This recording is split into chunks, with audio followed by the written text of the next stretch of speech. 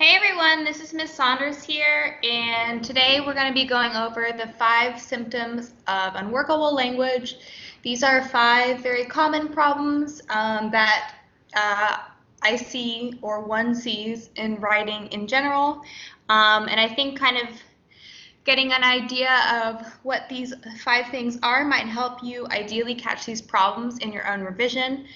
Before I go into this, I'll just say that these, 5, so the kind of the thought behind these 5 different problems, as well as some of these examples, are being taken from a book called Writing for Business. It's actually a professional writing text, but I have found that some of the content of this book is just very broad and can be used in composition writing classes as well as professional writing classes. So just wanted to give you guys a heads up on that. I think the book that this is coming from was published in 1965. It's largely out of print. Okay, so what are the 5 symptoms of unworkable language? So and we're going to go in more detail on all of these, but they are indulging in the figurative laxity, universalizing, making incompatible connections, violating parallelism in structure and content, and repeating disadvantageously.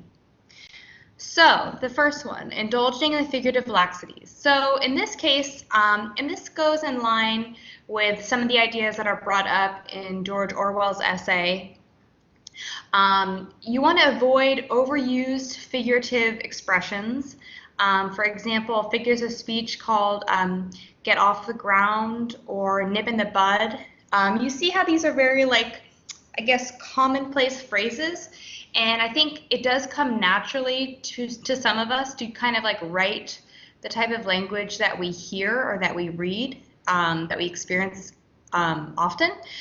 But what essentially is happening is these phrases is that they're heard so many times that they don't really carry a lot of meaning for your reader. And what they do is they weigh your sentences down with words that are essentially achieving nothing.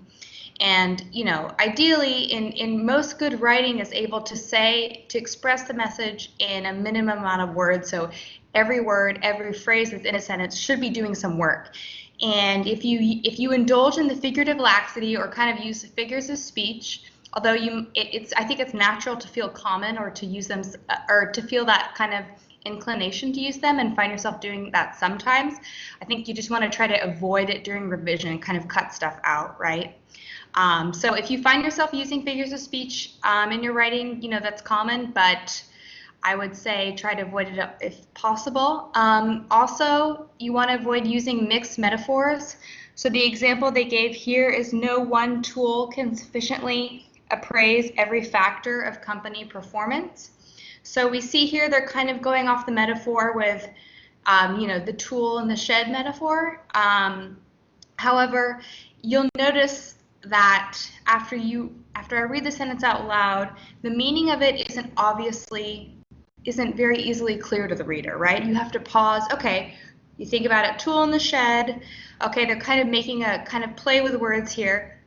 That's not really, there may be some, circumstances in which you do want to use language that's kind of clever like this, maybe in a poem, in an essay or a short story. However, in writing that you want to do, most academic writing, you don't want to have to make your readers work too hard to figure out what you're trying to say, because if that's the case, that's usually some kind of flaw of the writer, right? Usually not a flaw in the reader. So basic, if thinking about this rule to avoid indulging in the figurative laxity, we really want to just think about having the minimum amount of words express the most or highest message possible, and we want to avoid having dead language at all possible. So the next one is, the next symptom of unworkable language is universalizing. And this is risky from the point of accuracy and from the point of reliability. So, in this class we've talked about, appealing to your intended audience. As a writer, you want to appeal to your readers through the words, through the grammatically correct sentences that you have, You're using a tone that's appropriate for your intended audience. You're addressing them with the expected levels of formality. I think you as a writer, you really lose, you go down, I guess, in your ethos points, would be one way to describe it, if you are trying to universalize things that should not be universalized. And I think the tendency to universalize comes from the point of, oh, I want to make something sound grand, or I want to make what I'm writing about sound interesting in the way that I might be tempted to claim something is true for, everyone, when actually it's only true for a few people. So here is an example of universalizing. This new drug is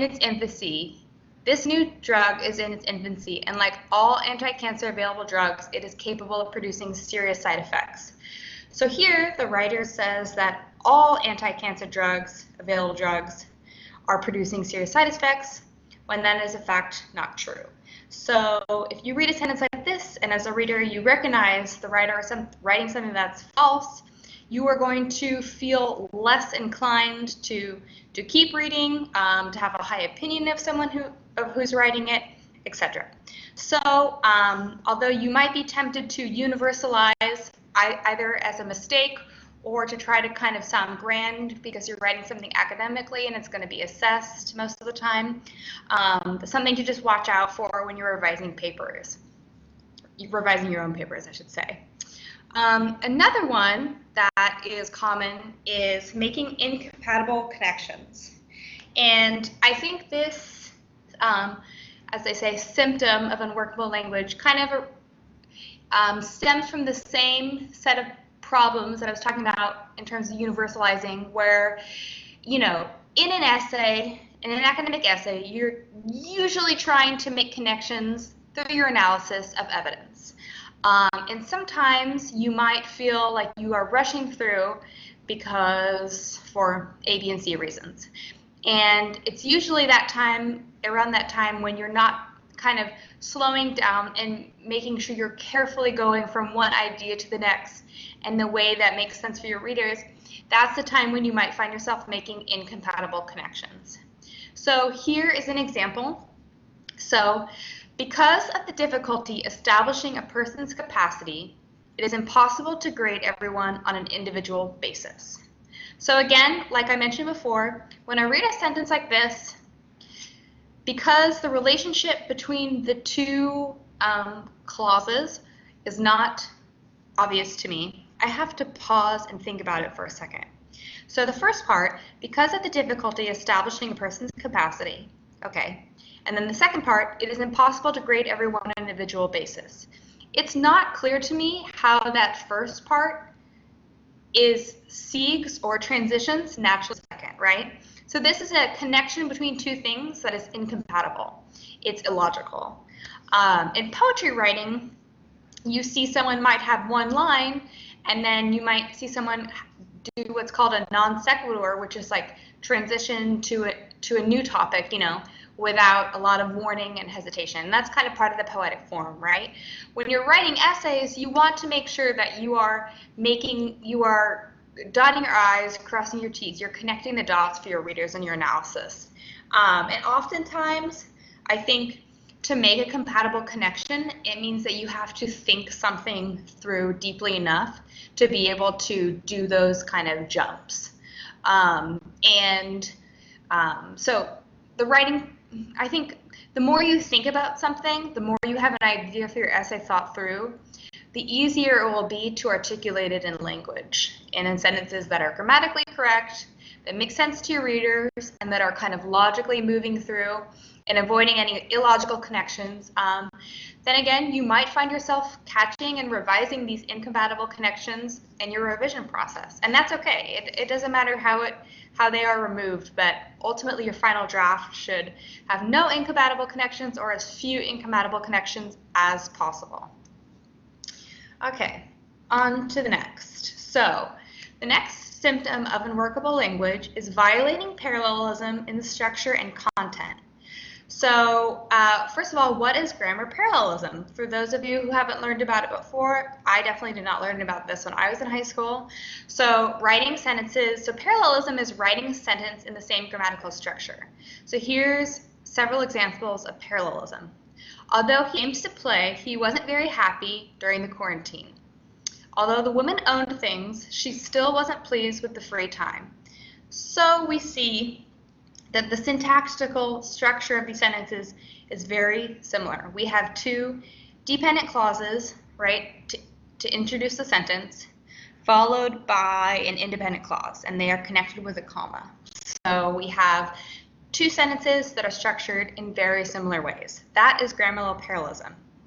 So when you are violating parallelism in structure and content, you are using parallelism in an instance when you should not be using parallelism. So grammar parallelism is usually used to express similar things in similar ways. So the reader is obviously seeing that connection between, oh, this is written as a similar way as the sentence before, and the message expressed is very related or similar enough to which it is intuitive for the author to make those decisions, right, as they're writing. But you can also make the opposite true, where you can say different things in a similar way that is confusing for your reader. So instead of naturally, I guess, instead of the reader observing a natural connection between content and form, the connection between content and form is actually unnatural, and then actually, A, this confuses your reader, but B, it causes questions into the choices you're making as an author, which is not something that you want to do in any writing that you do, not just academic essays.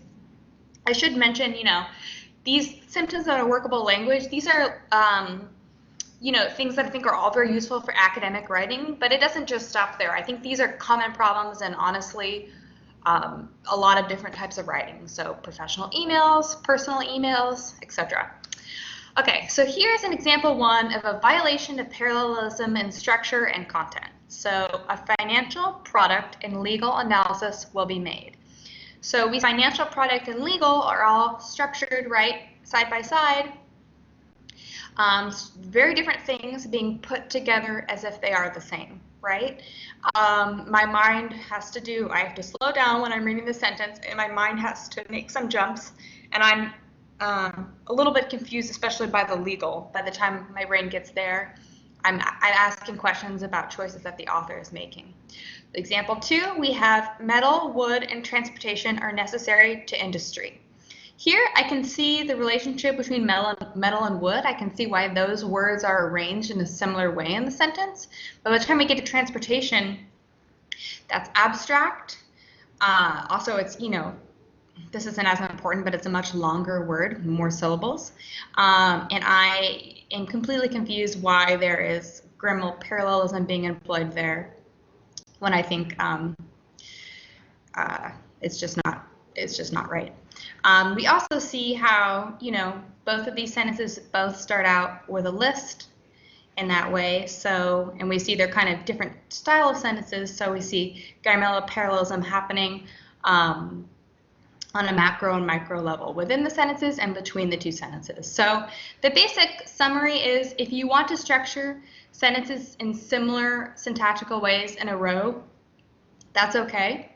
But that's fine as long as they have a similar or related meanings. But if they're two very different sentences that you're writing, there really should be variety in terms of their construction. All right, now time to go to the last symptom of unworkable language, which is repeating disadvantageously. And again, I think this is a problem that can come out of, I think if you have a rushed writing process, you might find yourself using the same words or phrases throughout an essay. And again, this is natural, especially, college is a time when your vocabulary starts to really grow. But since you're at a time where most of you are beginning your college process, I think I remember when I was writing essays in college, I felt, I didn't go to the greatest high school, so I came probably with an educational deficit as compared to others. But I was like, I've already said this a million times. Why do I have to, say this again? But really, the important thing is that, of course, you're going to express a lot of the same ideas in an essay, particularly in terms of the intro and conclusion, and each of your body paragraphs kind of harkening back to your thesis, but you ideally should find new words and use new words and find new ways to repeat the same content. Of course, there can be times when repeating a word is useful to draw emphasis, kind of has a rhetorical impact, right? But largely, you want to have a lot of variety, right? Unless the repetition is strategic. Kind of the same with grammar parallelism. If you're violating parallelism, if you're using grammar parallelism as a strategy and you're aware of the fact that you're doing it, great. If you're finding yourself phrasing or structuring sentences that have different meanings in a similar way because you are short on time or it's just a mistake, then that's kind of when it's a problem. And this is the same thing with repetition or repeating disadvantageously. So you ultimately want to repeat ideas, and you need to do so for your readers to understand, but you don't want to do it unintentionally, therefore boring your readers or kind of letting them know, I don't have that many, I don't have as many ways to describe this as perhaps is needed for this essay. All right, so just to recap, 5 symptoms of unworkable language: indulging in figurative laxity, universalizing, making incompatible connections, violating parallelism and structuring content, and repeating disadvantageously. Indulging in figurative laxity, that's basically the lesson from that is to use as little words as possible in all of your sentences, try to avoid wordiness, and it's just such an easy way to make your sentences better is to limit the amount of words. It's like night and day. Universalizing, you just always want to be highly accurate in what you're saying.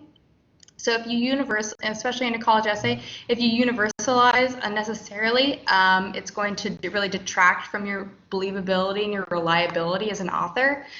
When you're writing professionally, this is something that's really important too, because you definitely want to come off, as accurate and reliable in your writing. Making incompatible connections. I think when this is a mistake that happens, I think it's often a result of a hurried writing process. So if you allow yourself a little bit of time, breathing room between drafts, or if you read it out loud or have someone else read it and catch these incompatible connections for you, you can kind of slow down and make revisions that resolve these issues, right? Usually it's just a matter of thinking things through. Violating parallelism, structure, and content. The basic rule for that is that you don't want to have the readers be A, confused about what you're saying, or B, ask questions about what you're making, the choices that you're making as an author, because you've essentially, if the reader is has questions to ask, and you've essentially broken the spell of the reading, and now they're becoming more of an editor, which is not really what you want. Repeating disadvantageously. If you need to look up use a thesaurus or, of course, Google to try to find new words to express the same message, especially if you're repeating it, multiple times throughout an essay. All right, everyone, I hope this is helpful, and I hope that you can use these skills, not only in this class, but ideally in revising your own work academically, professionally, and wherever else you may find yourself in need of these tools. All right, thank you.